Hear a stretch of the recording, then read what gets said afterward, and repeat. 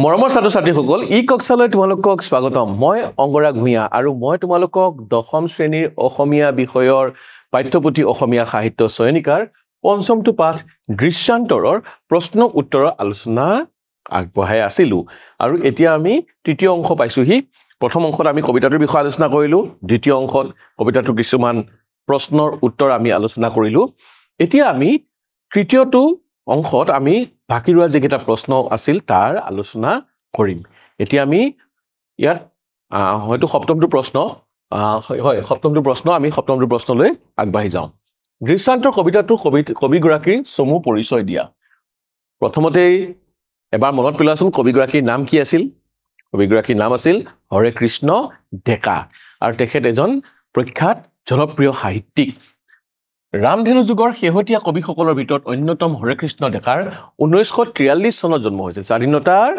4 বছৰ আগতে জন্ম হৈছিল তেকে মনত ৰাখিবা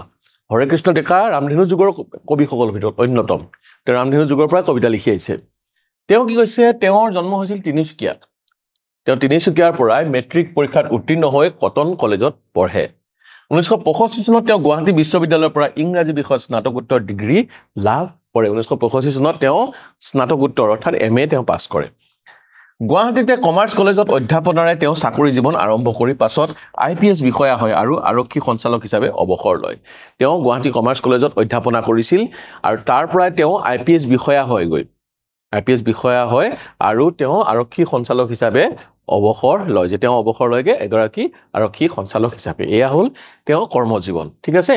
কিন্তু এতিয়া আমি সাহিত্য জীৱনৰ কথা আলোচনা নকৰিলে আসলতে তেওঁৰ বিষয়ে একো কোৱাই নহয় সাহিত্য ক্ষেত্ৰখনত ডেকাৰ অৱদান অতুলনীয় তেওঁ দ্য সেন্টিনেল নামৰ এখন দৈনিক বাতৰি কাকত আছিল সেই বাতৰি বা চলি আছিল আছে সেইখন সদ্য এতিয়াও চলি আছে গতিকে সেন্টিনেল নামৰ বাতৰি কাকতখন আৰু গৰিয়সী নামৰ যিখন সাহিত্য সম্পৰ্কীয় আলোচনী আছে সেই আলোচনীখনৰো সম্পাদক আছিল কিহৰ সম্পাদক দ্য সেন্টিনেলৰ সম্পাদক আছিল আৰু গৰিয়সীৰ সম্পাদক আছিল সাগৰৰ সূৰ্যাস্ত শীৰ্ষক কবিতাৰে ৰামধেনুৰ কাৰ্যচৰ্চা আৰম্ভ কৰা কবিগৰাকীৰ কবিতা পুথি কেইখন হ'ল তেওঁ প্ৰথম কবিতা আছিল সাগৰৰ সূৰ্যাস্ত আৰু তেওঁ কবিতা পুথি কেইবাখনো আছে যে স্বয়ম্বৰ 1972 চনত স্বৰবোৰ 1973 চনত ৰাতিৰ শোভাযাত্ৰা 1981 চন আন এজন 1986 চন কবিতা 2002 চন ভাল পোৱাৰ বাবে এষাৰ 2003 চন আৰু কানমিহলি বৰ্ণমালা 2010 ইত্যাদি আৰু ইয়াৰ বাহিৰেও আৰু কেইখনমান তেওঁৰ নতুনকৈও কাব্য তেওঁৰ পুথি কবিতা পুথি ৰচনা কৰা হৈছে গল্প আৰু কল্প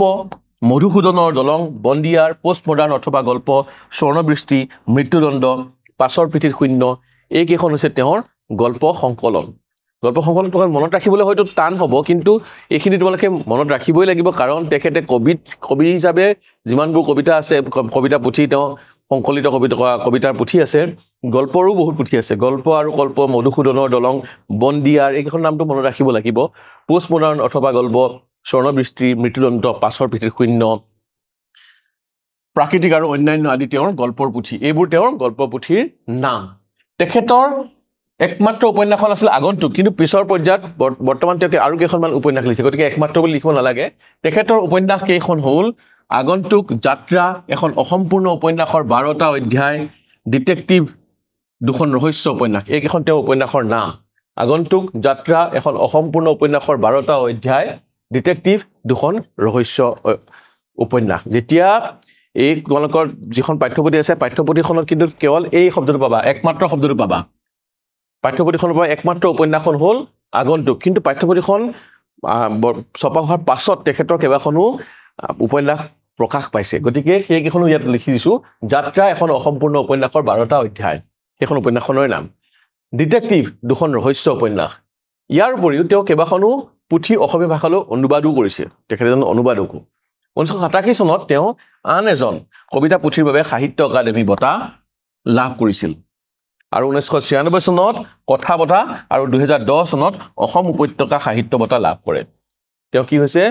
আন এজন নামৰ কবিতা পুথিৰ বাবে সাহিত্য একাডেমী বঁটা লাভ কৰিছে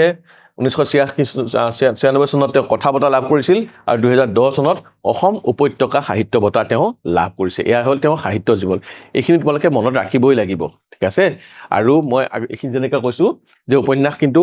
এখনৰ নামো তোমালোকে এতিয়া লিখিব পাৰা যিহেতু পাঠ্যপুথিত আছে এখনেই উপন্যাস বুলি কিন্তু তেওঁ পিছত কেইবাখনো উপন্যাস তেখেতে লিখি প্ৰকাশ কৰিছে গতিকে সেইকেইখনৰ নাম লিখিব পাৰিলে বেছি ভাল ঠিক আছে আমি এতিয়া বাকি পৰৱৰ্তী প্ৰশ্নলৈ যাওঁ ব্যাখ্যা কৰা ব্যাখ্যা কৰিলে তোমালোকে জানা নহয় যে আমি প্ৰসংগ সংগতি দৰ্শাই ব্যাখ্যা কৰিম ইয়াত যদি প্ৰসংগ সংগতি দৰ্শাই ব্যাখ্যা কৰা বুলি নিলিখেও তথাপি আমি প্ৰসংগ সংগতি লগাই ব্যাখ্যা কৰিবলৈ শিকিম মৰিলে দাহ কৰিবলৈ এজন মানুহ নাই উক্ত কবিতা ফাঁকি বা উক্ত কথাষাৰ অসমীয়া সাহিত্য চয়নিকাত সন্নিবিষ্ট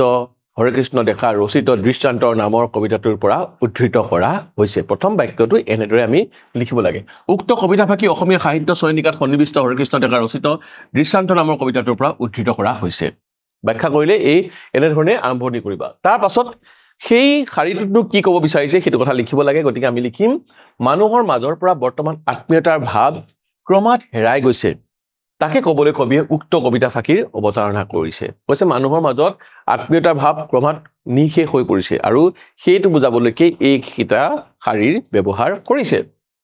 আগৰ পজাঘৰৰ ঠাইত এতিয়া সাতমহলীয়া ওখ ওখ অট্টালিকা গঢ়ি উঠিছে যিবোৰ এটাতকৈ আনটো চৰা বা এটাতকৈ আনটো ওখ বা এটাতকৈ আনটো ৰঙে ৰূপে বা দেখাত বেছিহে ভাল লগা কিন্তু ইয়াত ভাড়ালৈও ঘৰ পোৱা যায় তেনে ভাড়াঘৰত থাকি যদি পায়ো ভাড়াঘৰত থাকিবলৈ পায়ো কিন্তু সেই ভাড়াঘৰত থাকি শান্তি নাই ইয়াত মানুহ এজন ঢুকালে সৎকাৰ কৰিবলৈও মানুহ বিচাৰি পোৱা নাযায় সকলো আত্মকেন্দ্ৰিক হৈ পৰিছে আৰু মানুহৰ মাজত ক্ৰমাৎ হেৰাই যোৱা আত্মীয়তা মানৱতাৰ কথা প্ৰকাশ কৰিবলৈকে কবিয়ে বৃদ্ধজনৰ মুখেৰে এই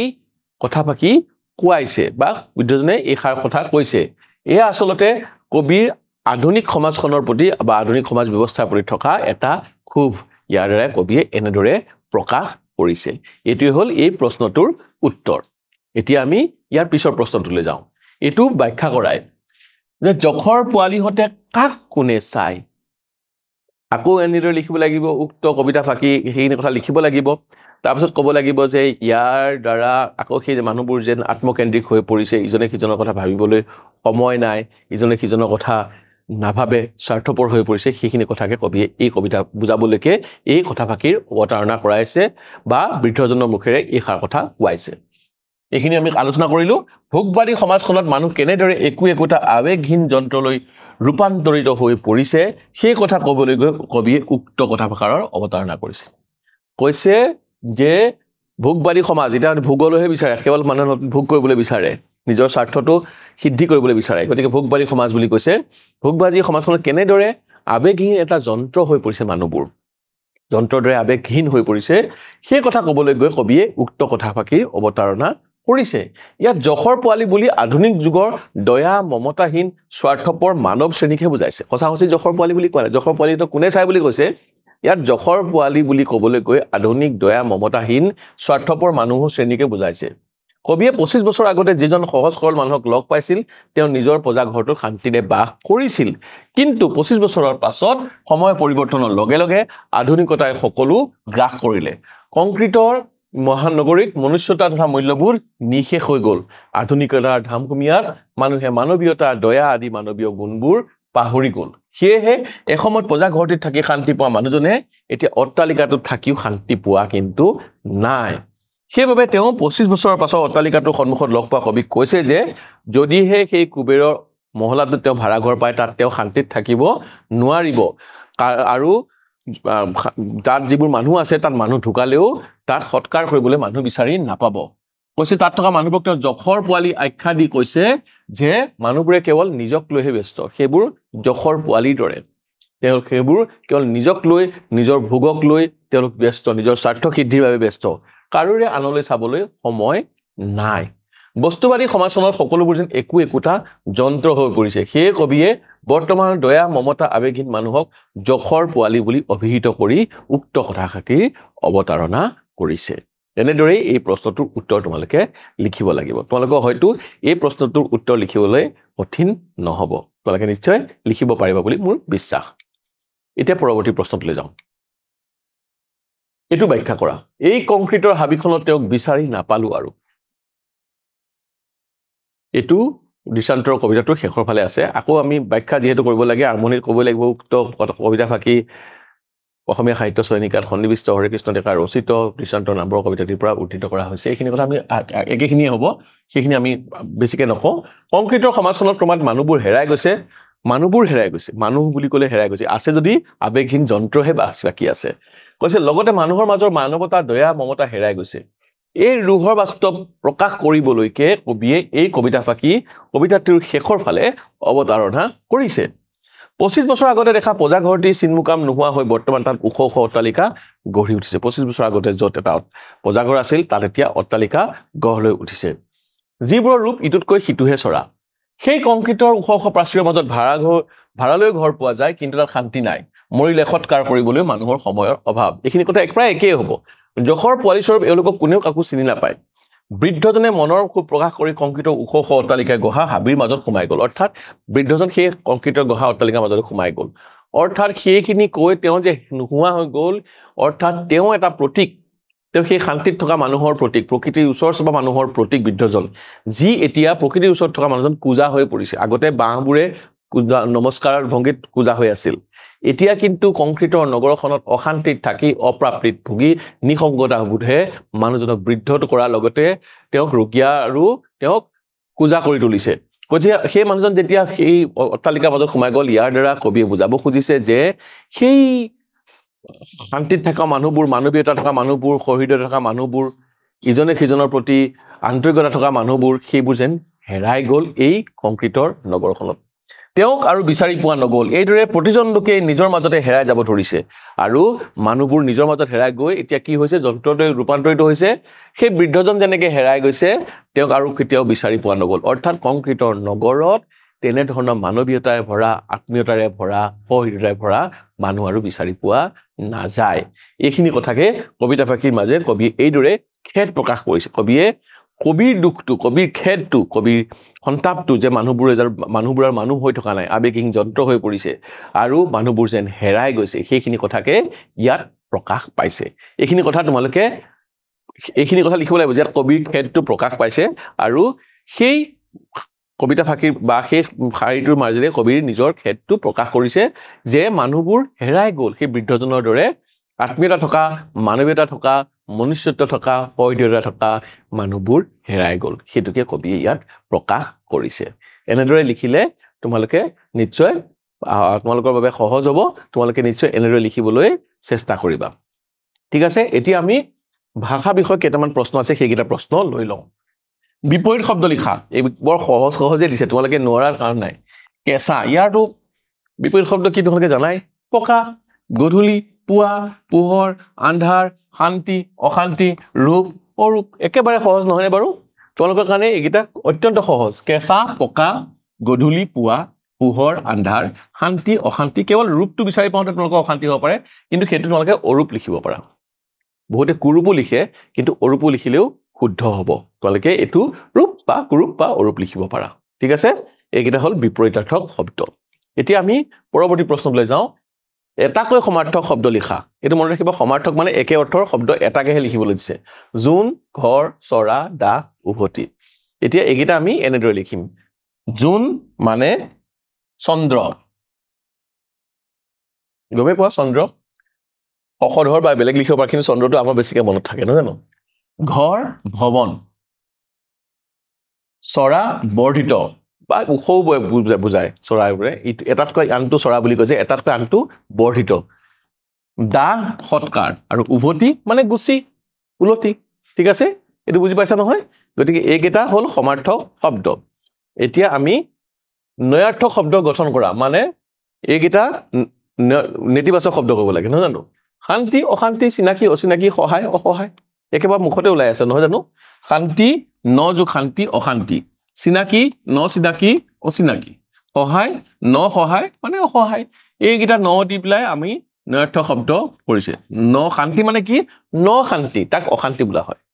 চিনাকি ন চিনাকি তাক অচিনাকি বুলি কোৱা হয় সহায় ন সহায় যেনেকৈ অনাতাঁৰ ন তাঁৰ অনাতাঁৰ ঠিক তেনেকৈ সহায় ন সহায় সেইটো হ'ব কি অসহায়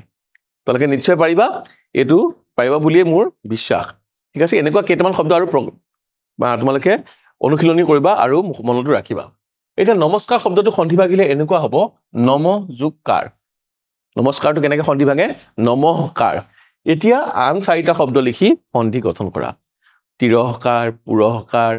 তিৰস্কাৰ তিৰস্কাৰ পুৰস্কাৰ পুৰস্কাৰ এনেকৈ আমি লিখিব পাৰোঁ পুৰস্কাৰ পুৰস্কাৰ মনস্তাপ মনস্তাপ বাচস্পতি বাচস্পতি তিৰস্কাৰ তিৰস্কাৰ মনত থাকিব নহয় পুৰস্কাৰ পুৰস্কাৰ মনস্তাপ মনস্তাপ বাচস্পতি বাচস্পতি তিৰস্কাৰ তিৰস্কাৰ এইকেইটা কেইটামান উদাহৰণে দিছোঁ এনেকুৱা ধৰণৰ শব্দ আৰু বহুত আছে সেইকেইটাও তোমালোকে অনুশীলন কৰি থবা যাতে পৰীক্ষাত যেতিয়া প্ৰশ্নবোৰ আহে তোমালোকে লিখিবলৈ ভাবি থাকিবলগীয়া নহয় থাকতে কম সময়ৰ ভিতৰতে যাতে তোমালোকে লিখিব পাৰা সেয়েহে এইবোৰ পৰ্যাপ্ত অনুশীলন কৰা দৰকাৰ ঠিক আছে আৰু এইখিনিৰ লগতে আমাৰ যিখিনি প্ৰশ্ন আছিল সেই প্ৰশ্নবোৰ এই পাঠটোৰ যি প্ৰশ্ন আছিল সেই প্ৰশ্নবোৰৰ আলোচনা এইখিনিৰ লগতে আমাৰ সমাপ্ত হৈছে মৰমৰ ছাত্ৰ ছাত্ৰীসকল মোৰ দৃঢ় বিশ্বাস তোমালোকে সামান্য হ'লেও উপকৃত হৈছা আৰু পৰৱৰ্তী পাঠটোত তোমালোকৰ সৈতে পুনৰ লগ হ'ম তেতিয়ালৈকে মোক বিদায় দিয়া ধন্যবাদ